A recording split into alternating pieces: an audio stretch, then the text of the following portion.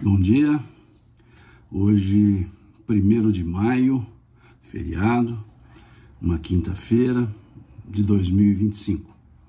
Estamos iniciando o nosso 11º encontro para o estudo da carta de Paulo aos Romanos. Vamos conversar hoje sobre o capítulo 6 da carta de Paulo aos Romanos. Já há algum tempo estamos estudando a carta e vamos seguindo com esse estudo. O capítulo 6, Paulo nos fala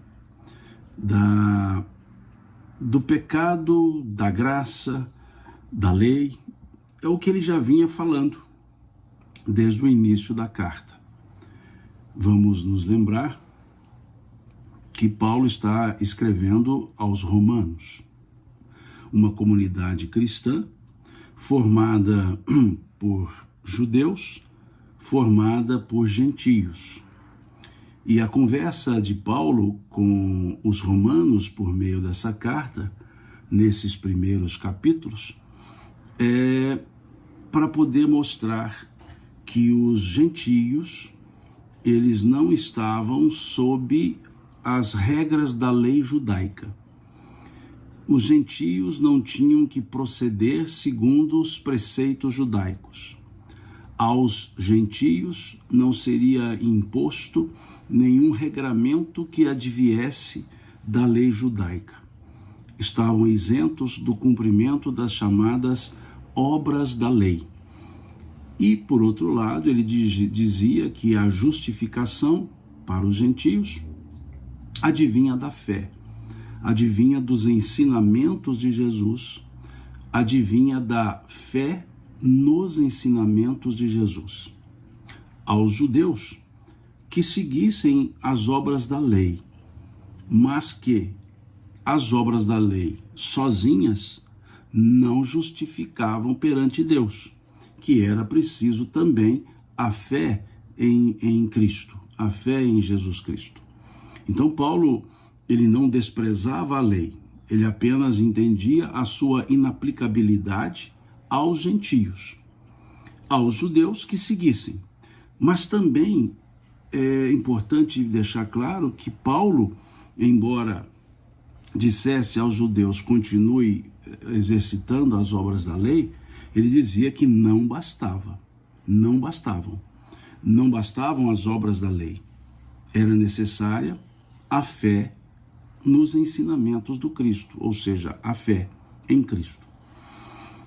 Depois, capítulo passado, 5, 4, ele começa a mostrar que, independentemente de estar sob a lei ou não, a lei judaica, e a fé em Cristo não isentava a pessoa dos seus erros, da responsabilidade pelos seus erros. Mas ele então dizia que o erro, por não estar sob as obras da lei, ou seja, por ser gentio, tinha um grau de culpabilidade. Os que estavam sob a lei, os que conheciam a lei escrita e a transgrediam, estavam sobre um outro grau de culpabilidade. É como se na linguagem nossa nós disséssemos que os gentios, pelos seus erros por desconhecimentos da lei, eram vistos como culposos, erros culposos. Já os judeus que transgrediam a lei e a fé em Cristo, os seus erros seriam erros dolosos. Então, em linguagem atual, Paulo estaria fazendo essa divisão. E aqui, então, ele continua conversando sobre isso, mas agora numa linguagem dirigida mais aos gentios.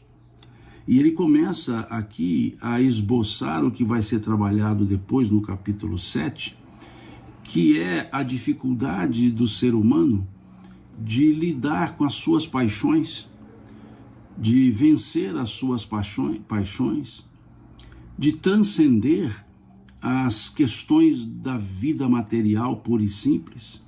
Então aqui Paulo começa a fazer um ensaio um ensaio. Bom dia a todos que estão entrando. Ele começa a fazer um ensaio que ele vai trabalhar melhor no capítulo 7, mas um ensaio sobre essa dificuldade.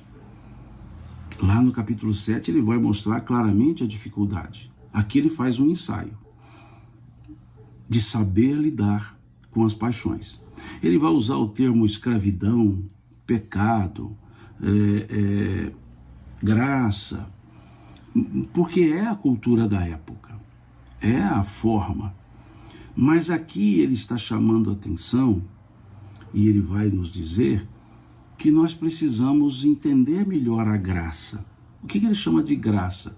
A graça não é um beneplácito, um perdão que Deus manda, escolhendo para esse e não para aquele. Não, não é isso. Não é a graça naquele sentido calvinista que foi desenvolvido depois. É a graça no aspecto da gratuidade que a lei de Deus oferece para o crescimento do ser humano. A graça ele chama do benefício natural, aberta a todas as pessoas. A graça aberta a todas as pessoas, e não só a alguns. Porque se a graça fosse para alguns, Deus não seria justo. Se a graça fosse para alguns, não haveria equidade na justiça de Deus. Então, é bom entender que a ideia da graça, ela não é exclusivismo. Então Deus vai agraciar esse com a salvação e não vai agraciar esse outro com a salvação. Deus não faz esse juízo de valor. O juízo de valor está na nossa consciência, conforme estudamos capítulo 5 dessa carta de Paulo aos Romanos. Então, quando se fala da graça, é essa liberdade, é essa possibilidade do redirecionamento dos caminhos que Deus, por sua graça, ou seja, por sua vontade, deu a todos. Seria ilógico alguns nascerem para a salvação e outros nascerem para a perdição. Isso fere, mas fere frontalmente a ideia da equanimidade ou da equidade em Deus. Com todo respeito aos que pensam de maneira diferente, é importante nós percebermos isso. Aqui, querida amiga, a doutora Marlene Rosa, minha professora, ela diz: como entender em tudo dai graças. Essa frase, doutora Marlene, ela está na primeira carta de Paulo aos Tessalonicenses. Logo no início da carta, Paulo diz assim: em tudo dai graças, porque essa é a vontade de Deus.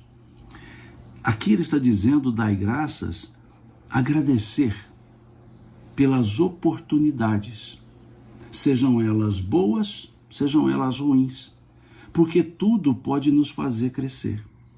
Nós vimos isso no capítulo 5 aqui dessa carta aos Romanos, quando Paulo fala ele cita, ou ele traz, a ideia que Tiago, o apóstolo, trouxe também na sua carta, a ideia da provação. Ele mostra aqui nesse capítulo 5 que a aprovação não é um teste que Deus faz, até porque a onisciência de Deus não permite que ele faça o teste, porque ele já saberá o resultado. Então, por que Deus testaria se ele já saberia o resultado? Então, esse dai graças é compreender que tudo que estamos aqui na Terra para crescer, para evoluir, tudo pode ser aproveitado para o nosso crescimento, até os nossos erros, aprendendo com eles para não errar novamente. Então, essa é a ideia paulina de em tudo dai graças. Aos Tessalonicenses ele diz isso: em tudo dai graças, porque essa é a vontade de Deus, dizia Paulo.